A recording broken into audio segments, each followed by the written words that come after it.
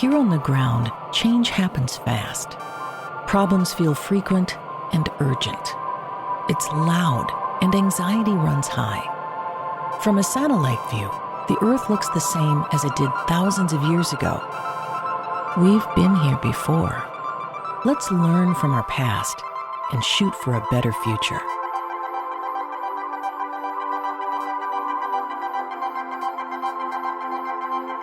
Todd Mikkelson, a satellite view. I'm speaking to you from November 13th, Sunday, November 13th, in the space and time continuum.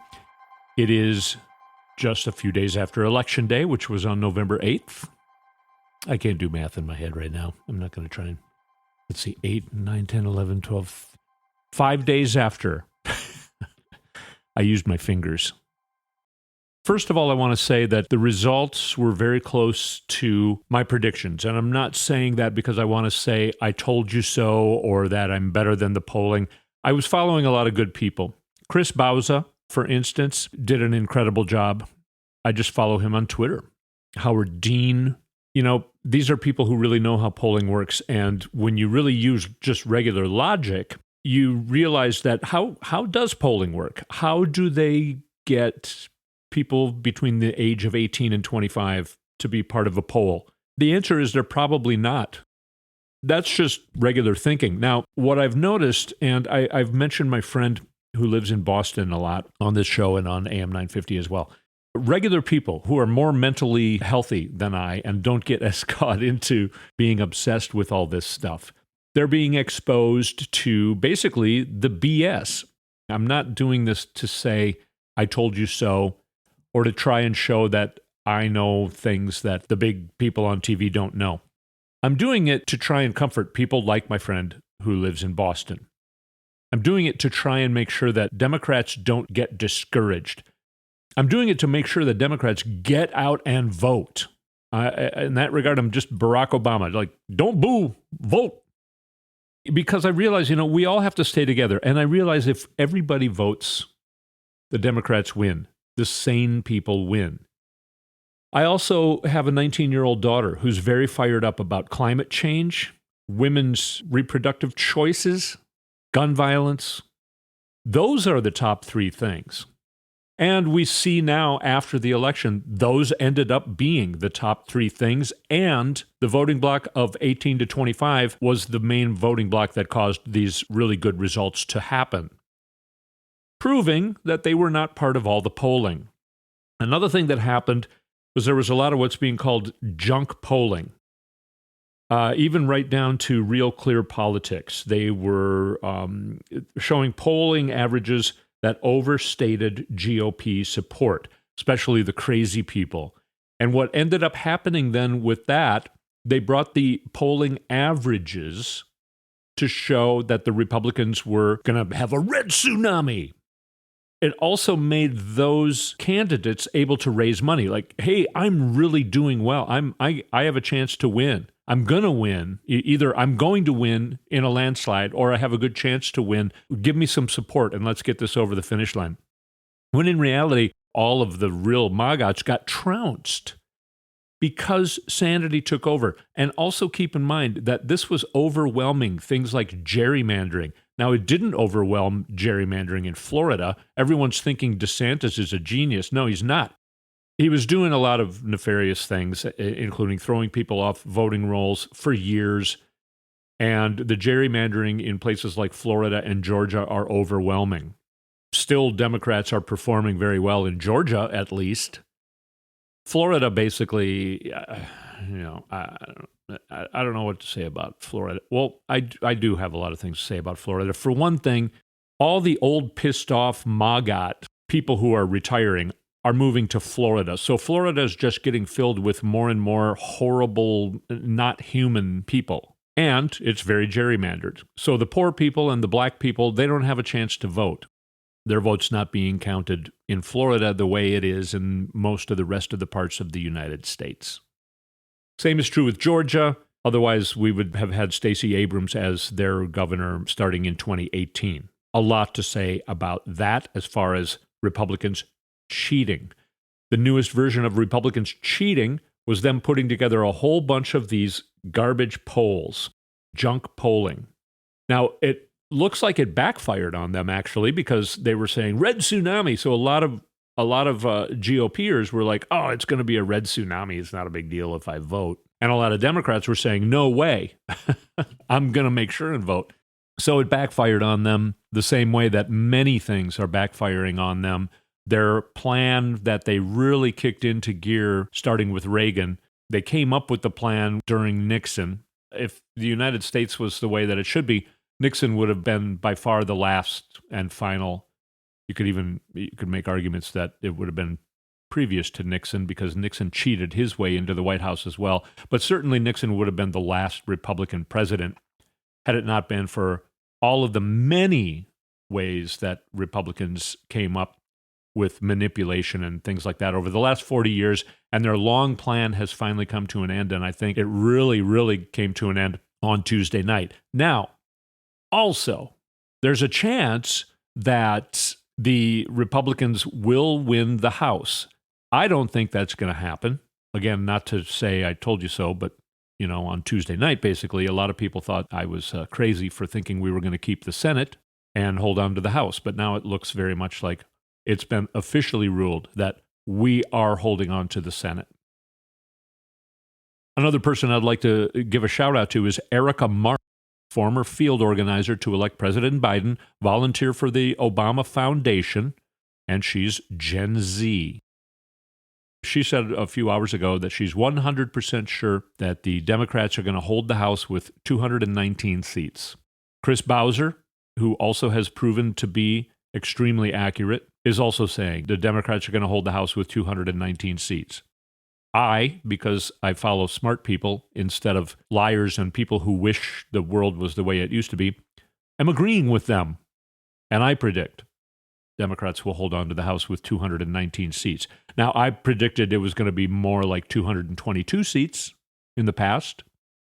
I also said that in Minnesota, if Scott Jensen got more than 38% of the vote, I would be surprised, but I would still be happy even if he got 49% of the vote. I think he got something like 42. So yes, I'm surprised, but I'm still very happy. He got trounced, and in Minnesota, we won back the Senate. Nobody thought that was going to happen, and I think a lot of people thought we were going to lose the House in Minnesota. I didn't. I think people thought we were going to lose our Attorney General. I didn't. Anyway, and again, I'm not saying that because I want to say I told you so. I'm saying that because we got to stick together on this. Let's look at let's watch what the smart people are saying about this, and let's use our own logic. Let's remember that women aren't going to feel like their lives are at stake, and then a few weeks later go, I was really pissed off about that a few weeks ago, and that doesn't bother me that much. No, their lives are still at stake. 10-year-old girls getting raped, being forced to have their baby. 10-year-old girls, a lot of them are not able to have a pregnancy run all the way through. It's very dangerous to their lives. We're going to think that women are just going to say, I know it's threatening my life. I know it could kill me. And that really pissed me off a couple weeks ago. But now, I don't know. I don't know if it's a big deal to me. And climate change, especially kids. We can already see the world being decimated. And even in Florida, sure enough, they got a hurricane the day after Election Day. Expensive houses falling into the ocean. Yeah, that was scary a couple weeks ago. I don't care that much about that anymore. I don't know, milk. I have to pay 10 cents more for milk. And a few months ago, gas was high. Okay. So everybody kept saying, leading up to the election, that the three top things were the economy, crime, and was it gas prices? Of course, I and people who use their brains and smart people who look at the numbers and actually talk to real voters knew that was BS. It was still Roe v. Wade, climate change, and gun safety. Those are the three things. And Gen Z, those are definitely their three things. And they are the new generation. They are taking over. All the old maggots moving to Florida are going to be dead in a couple years. Why do we pay attention to them? Why do we not pay attention to the people age 19 to 25 and women and people of color? They don't forget about these issues. So everybody was criticizing Joe Biden for talking about losing our democracy. Well, that was another top issue in actuality, but of course, nobody thought so. Some of the fairly smart people were criticizing Joe Biden for his speeches about, hey, what's on the ballot is our democracy. Well, now, immediately after the election, everybody was saying, wow, he was right. That was perfect. The closing argument of the Democratic Party, now everybody's saying, was just about perfect. But leading up to Election Day, those same people were saying, Democrats are blowing it the same way they always do. I knew they would blow this. And even the people who knew it wasn't going to be a red tsunami were saying, well, it's very likely the Republicans, of course, they're going to for sure take the House and very likely take over the Senate. Chris Bowser wasn't saying that. Simon Rosenberg wasn't saying that. Erica Marsh was not saying that. Victor Shi called it very closely as well, along with Howard Dean, and along with me, but because I was listening to them. I don't take credit for it. I didn't do any analysis of any numbers. I watched them do their analysis of numbers and listened to them because it made a lot more sense to me than all the people on TV talking about these polls that were saying Republicans are going to win. Nobody cares about Roe v. Wade anymore. What? That's just dumb. So I think this election day, we have finally broke the fever pitch of dumbness. I think finally it's being proven that we're not dumb, okay? We're not dumb. So I'm kind of on a rant right now. There's a lot of news, and the most interesting thing to me, we'll maybe just take a short break and come back. I'm still going to stick to national things, but I do also want to talk about Minnesota and what happened in Minnesota and what is going to happen in Minnesota. And I hope you, even if you don't live in Minnesota, stay tuned because Minnesota, it's the same across the whole country. Similar things, especially since Minnesota took the Senate back. It's very similar to the country. We're going to have all three branches, and here's what we're going to do. So the story in Minnesota is going to be very congruent to a lot of other states, especially places like Michigan, where they did the same thing. And it's going to be a guide for states like Wisconsin that is also suffering very badly by gerrymandering. When we do the Minnesota segment, I hope that you stay listening. But when we come back, I want to talk about what's going on in the Republican Party and the possibility of them actually maybe going away from Trump. Is it true this time? I don't know. So when we come back, why don't we talk about that a little bit? You're listening to A Satellite View.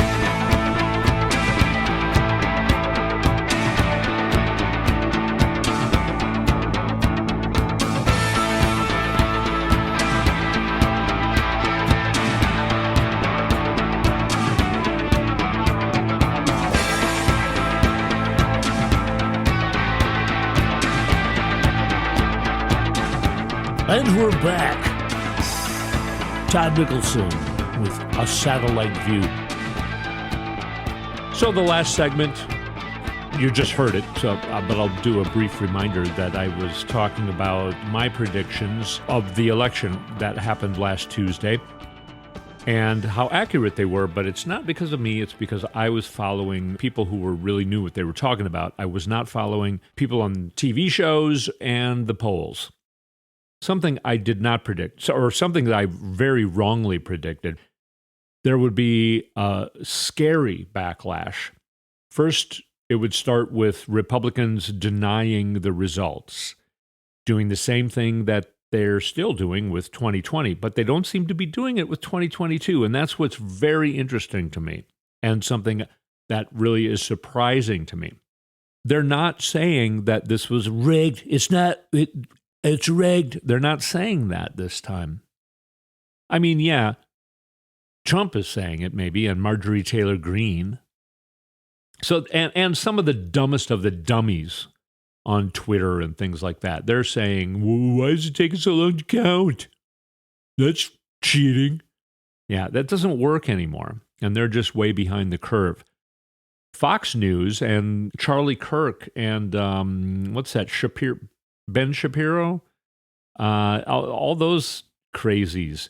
They're not even saying that this was a rigged election. They're actually starting to turn on Trump, which is, that's not what I predicted. The right wing, by the way, if you remember, hated Trump before 2016, or even during 2016. Lindsey Graham, if we make him our candidate, it's going to kill us and we will have deserved it. Something to that effect. Kellyanne Conway was working with Ted Cruz until she started working with Trump. So she's a fraud, actually. She's fake. She's fake news. She was criticizing Trump publicly. Cruz was criticizing Trump publicly. They were all, you were criticizing him. I was criticizing. We were all criticizing him. Then he became the nominee, and then they all lined up behind him. And I won't say what I'm thinking they started to do to him. Because it's lewd, and it's not. I shouldn't do this on.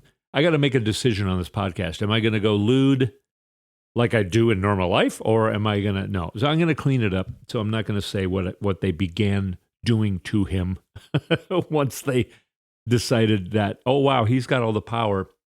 So now I'm going to do this physical thing to him that I'm not going to say what that is.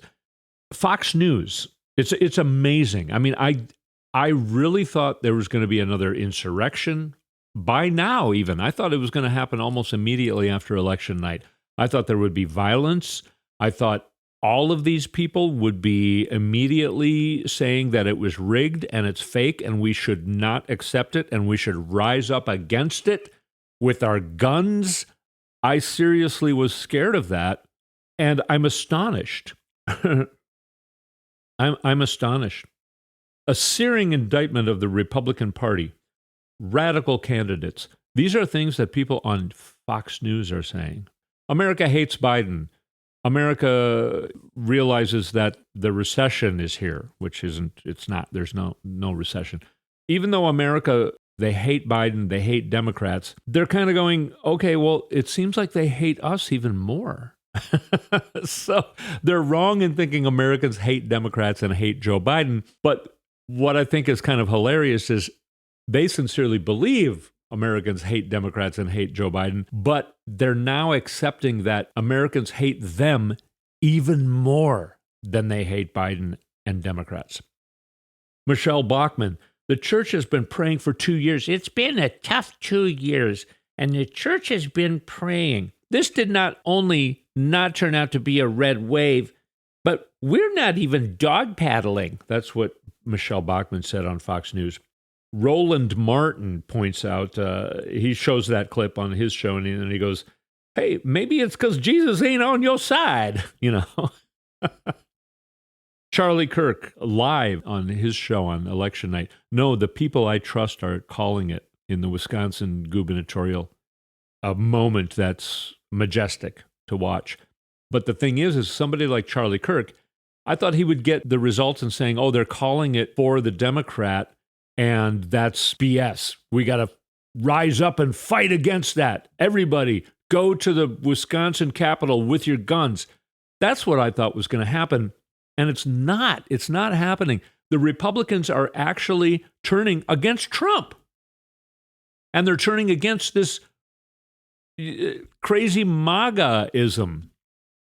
They actually can see what's going on. Now, I think that they're watching their ratings. Like Fox News, for instance, is watching their ratings. Laura Ingraham on Fox News is pointing out this can't be just about one man. This can't be just about ego. Well, who's she talking about? It's obvious. It can't be just about making a point, she says. The Republicans have to have ideas. We need to attract young voters and voters of color.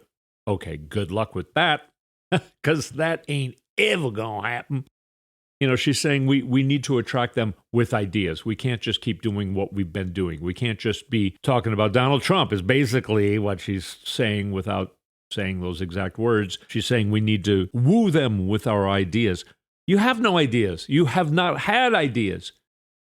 The only ideas you've had for 40, 50 years is let's cut taxes on the wealthy. Let's put more money in the pockets of the people who are already rich. That's the only one single idea that the Republican Party, the conservatives, have had for more than 40 years. But my point here is that it's surprising. I thought the next 2 years were going to be scary, chaotic violence. And at least since Election Day, for almost a week now, it's not that. It's the right wing rejecting Donald Trump and saying, hey, right wing, hey, all of us, we need to turn the ship around. Now, of course, they're saying we need to get behind DeSantis. So that just shows how dumb they still are. DeSantis is trying to do Trump sort of ideas and policies, but he can't pull it off. Yeah, he won the election in Florida, but that's because of very deep, and we talked about it in the last segment, gerrymandering, the fact that all the MAGAs are moving to Florida. So basically, Florida is where all the MAGAs are. So, of course, DeSantis wins. He's not going to be able to run a presidential campaign. They're all thinking he's going to be their new guy. And he's just not going to be. I hope he becomes their nominee because we're going to mutilate him. Election night went very close to what I predicted, but the following week did not. I'm very surprised and in a very, very positive way, in a very good way, about how the right wing is actually being introspective for a moment. Now, I think Fox News is going to look at their ratings and say, okay, if our ratings don't go down, we're going to stay with this and we're going to stay against Trump. But if the ratings go down and everybody starts watching Newsmax instead of us, well, then we just got to start sucking back up to Trump. I wouldn't be surprised if they do that. But at this point, as far as the right wing's reaction, I'm waiting to see. I don't have predictions because how they've been acting this last week is very surprising to me. And I'm feeling really good about that because I was a little scared. Surprised in a pleasant way and not going to make any predictions as to what's going to go on their side. But I do have some predictions, again, based on what smart people are saying, based on real information about what's going to happen here in Minnesota. And even though we're switching from national to Minnesota, if you're not living in Minnesota, I think you're going to still be interested in what's going on in Minnesota because it's very similar to a lot of things that are going on in the nation. And I hope Minnesota becomes a model for what is going to happen in America. So I hope you stay tuned in and listen to the Minnesota segment when we come back. I'm Todd Mikkelson with A Satellite View.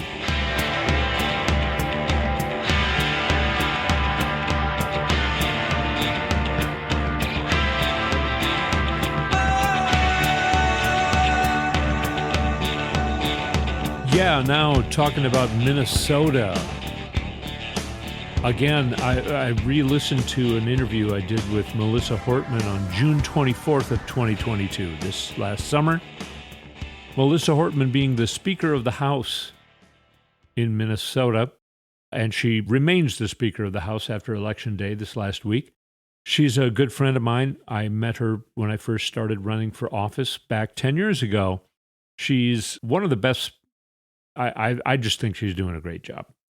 Anyway, it was fun to review. It was actually the day that the Dobbs decision was made in the Supreme Court. She and I talked about that at the beginning of the interview, June 24th. And then we went on to talk about the debacle that was caused completely by the Republican Party here in the state of Minnesota. We held, and still do hold, the House, and we had the governorship. The Republicans had the Senate, and their leader was Jeremy Miller at the end of session. She pointed out that he's not a man of his word. She was used to working with a Republican before that, who at the very least was a man of his word, even though, didn't agree on any policy measures or anything like that. Minnesota had a $9.2 billion surplus this year. It's complicated. A lot of it is because of going through the pandemic. all kinds of complicated things that I don't want to go into now. But we ended up coming up with a deal, a bipartisan deal for the budget in Minnesota on May 16th. I'm reading now from The Free Press, written by Luke Frederick from The Free Press in Mankato, Minnesota. On May 16th of 2022, leaders of the DFL House, Republican Senate, and Governor Tim Walz agreed to an end-of-session budget framework. $4 billion for tax cuts, $4 billion in savings, $4 billion towards important investments in education, healthcare, climate, small business, infrastructure, and law enforcement. And it was signed on by all leaders, Melissa Hortman being the Speaker of the House, Tim Walz being the governor, and Jeremy Miller being the Republican Majority Leader of the Senate. Signed. All signed and sealed. And at the very last moment, Jeremy Miller walked away. Just walked away. No, I know I signed it. I'm not going to do it. So the Republicans here in Minnesota say the DFL wants to defund the police. The DFL put aside a lot of money for the police to try and improve retention and recruitment and things like that. And the Republicans said, no, we're going to use this for political reasons. We're hoping to have a good election day, which they failed. So they walked away from this budget. In Minnesota, we took back the Senate. We already held the House. We already held the governorship. There hasn't been a statewide elected official on the Republican side since, 2010. Last time they won a state election. Last time the Republican Party won a statewide Minnesota election was in 2006. And they really thought they were going to win this year. And I didn't think so. And sane people didn't think so. They thought they could at least win the attorney general race and the state auditor race. And even people like Michael Broadcorb felt confident they could win that race. But sane people, and Michael Broadcorb, I think, is sane. But he's still a Republican. I don't trust him as far as I can throw him.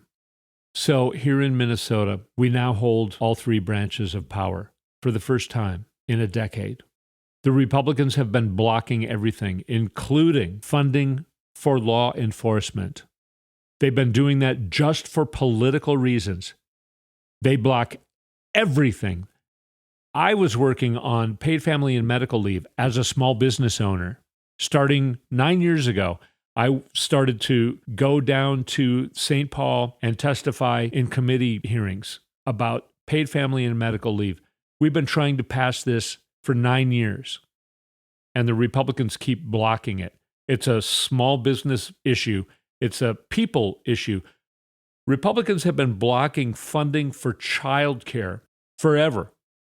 That's another small business issue. Working on paid family and medical leave, I went back and forth. We passed it in the House when the DFL held the House. Then we passed it in the Senate when the DFL held the Senate. The other entity always blocked it. Now we have both entities, both the House and the Senate.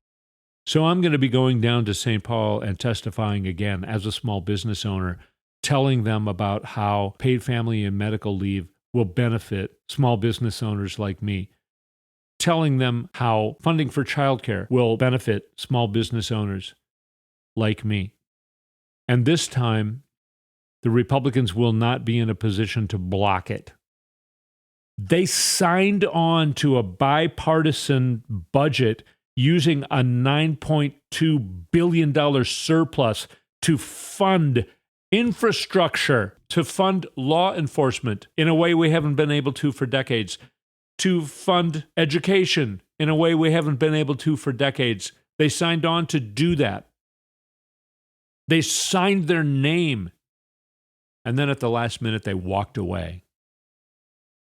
Melissa Hortman was on TV today, Sunday, the 13th of November, a few days after Election Day, where we found out that we now hold the Senate, the House, and the governorship here in Minnesota. Melissa Hortman talks about a balanced approach in crime enforcement. Prevention is a big part of it. Recruitment and retention is a problem, not just for cops, but also for nurses and teachers. This is something that the DFL majority in both the House and Senate are now going to take up. House Speaker Melissa Hortman on WCCO, one of the biggest stations, both TV and radio here in Minnesota, says that choice, climate, gun violence prevention, and protecting democracy will move quickly in the Minnesota legislature next session, starting in January of 2023. Law enforcement here in Minnesota said school programs help prevent crime. Extracurricular school programs help prevent crime. Republicans have been blocking funding in education for decades successfully. Republicans are not interested in preventing crime. They keep using it as a fear factor in their elections. Crime! Crime! Oh my God! Don't go into Minneapolis. By the way, Saturday night, last night, my birthday was on Election Day, by the way, and I said, and I hope you go back and listen to previous episodes. I was hoping, because Election Day happens on my birthday every 6 years. So the last time it was my birthday on Election Day was 2016. That was really a not funny birthday present. And this year I got a much better birthday present. But since it's Election Day, I didn't even remember it was my birthday. So what we did was on Saturday, we went to see Chelsea Handler at the State Theater in downtown Minneapolis on Hennepin Avenue, where all of the Republicans have been saying, don't go there, you're going to die, you're going to get killed. Crime! We saw no crime. The Republicans are trying to scare us. That's all they're trying to do. And it did not work. They lost. They lost the election. Minnesota now holds the Minnesota House, the Minnesota Senate, and the Minnesota Governor's Mansion. The Republicans have not won a statewide election. I'm talking about Secretary of State, State Auditor, Attorney General, and the governorship. Those are the statewide elections. And, by the way, also both of our senators, United States senators. Republicans have not won an election in any of those since 2006. And they really thought they were going to win them this year. I don't know why they thought so. They didn't, and they never will again. And Melissa Hortman is telling us choice, climate, gun violence prevention, and protecting democracy, the things that Gen X is most interested in. The Democratic Party is connected to Americans. They're connected to young Americans. They're connected to the future of America. The Republicans are dying on the vine. The Republicans are conservatives. They're of the past. The Democrats are the progressives. They're the party of progress. We're seeing it here in Minnesota, loud and clear, and we've got great leadership, and we're going to get shit done in Minnesota. They're going to do the same in Michigan and some other states. Michigan hasn't held all three branches since 1983, almost 40 years. Minnesota hasn't held this for 10 years. We're going to do a lot with this privilege. So is Michigan, and so are many other states, and so is the nation. We have the White House, we have the Senate. We're not sure yet if we're going to hold the House. If we don't hold the House, the Republicans are going to be, they're already in major disarray. Things are looking good for the future of our country. I feel happy that a lot of my hopes and predictions came true in this election. Again, not bragging. I followed other people to make those predictions, but I also followed my own instincts and logic, and I think a lot of you did as well. We're people. We're not Republicans. Republicans are not people. So, all right, we're going to have a lot of fun. We're going to have a lot of fun moving forward. Thank you so much for listening. I'm Todd Mikkelson. You've been listening to A Satellite View. We'll come back again soon.